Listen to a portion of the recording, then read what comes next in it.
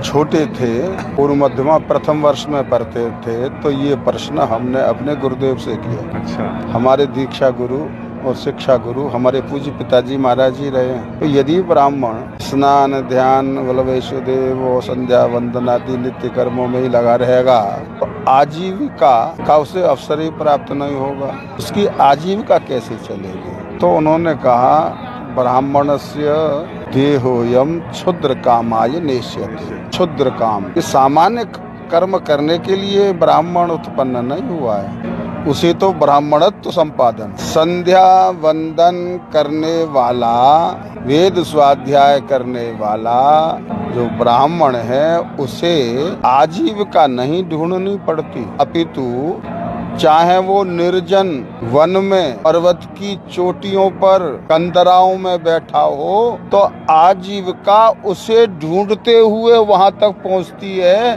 तू यहाँ बैठा है, मैं तेरी आजीविका हूँ। उसे आजीविका नहीं ढूंढनी पड़ती, अपितु आजीविका उसे ढूंढती है। तो ब्राह्मण को अपनी आजीविका की चिंता करना शास्त्रों में निषिद्ध कहा है।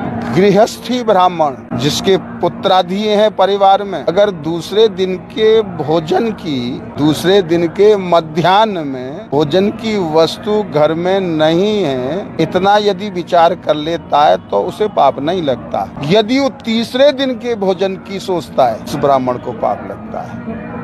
तुझे अपने ब्रह्मत्व पर, वेद माता गायत्री पर, यस्य निश्वसितम वेदाः, पर ब्रह्म परमात्मा के श्वास भूत वेद भगवान पर, अपनी संध्या वंदन नित्य कर्म पर, अपने प्रारब्ध पर, अपने इष्ट देवता पर तुझे विश्वास नहीं है। जो योगक्षेमम वहाम्यहम, जिस परमात्मा की प्रतिज्ञा है उस परमात्मा पे तुझे भरोसा नहीं है, जो अपनी आजीविका के लिए चिंतित होता है। तो ये यदि ब्राह्मण इन सब बातों में लगा रहेगा तो उसकी आजीविका कहाँ से चलेगी। ये प्रश्न करने वाले या यह सोचने वाले नहीं जानते, नहीं समझते, वो अबोध हैं। उन ऐसे लोगों पे दया करनी चाहिए।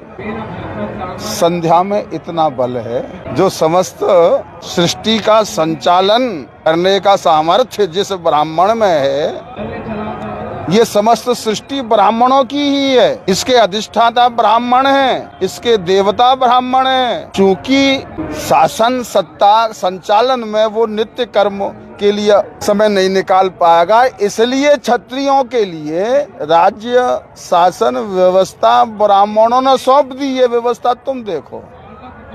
और इतने के पश्चात भी राजान्नम तेजमादत्ते, राजा के द्वारा दी हुई सहायता स्वीकार करने के लिए ब्राह्मणों को निषिद्ध कहा है। तो इसलिए ब्राह्मण को आजीविका के संबंध में चिंतित रहना चाहिए। यह बात ठीक नहीं है। ब्राह्मण तो देने के लिए पैदा हुआ है, ब्राह्मण को कौन दे पाएगा। पुण्यावाचन प्रकरण में यजमान हाथ जोड़कर कहता है, व्रत जप नियम तपस्वाध्याय क्रतु सम दम दया दान विशिष्टानाम ब्राह्मणानाम समाहित मनसस्मः। वो यजमान का कर्तव्य कहेगा, लेकिन ब्राह्मण क्या कह रहे हैं कि हम तुम्हारे कहने से सावधान या समाहित मन नहीं है, समाहित मनसस्मः, हमारा तो मन सदा सर्वदा से समाहित है।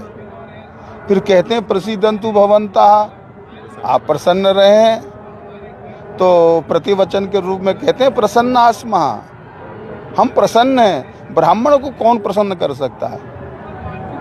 अखंड भूमंडल का शासक चक्रवर्ती सम्राट भी यदि समस्त भूमंडल की संपदा ब्राह्मणों के चरणों में समर्पित करके और ये कहे कि महाराज आप संतुष्ट हैं,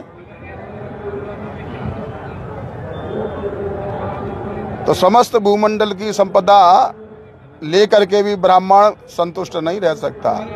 स्वतुष्टियाच संतुष्ट, ब्राह्मण में तो उसके अंतःकरण में, अंतःकरण स्थित जो तुष्टि का भाव है उससे तुष्ट रहता है। ब्राह्मण को कौन तुष्ट करेगा, कौन संतुष्ट करेगा, कौन प्रसन्न करेगा। ब्राह्मण तो प्रसन्न ही रहता है, ब्राह्मण तो संतुष्ट ही रहता है। अरे वो प्रसन्नता और वो संतुष्टि ये तो ब्राह्मण का स्वाभाविक सहज लक्षण है। तो ब्राह्मण तो देने के लिए पैदा हुआ है, ब्राह्मण को कौन क्या देगा।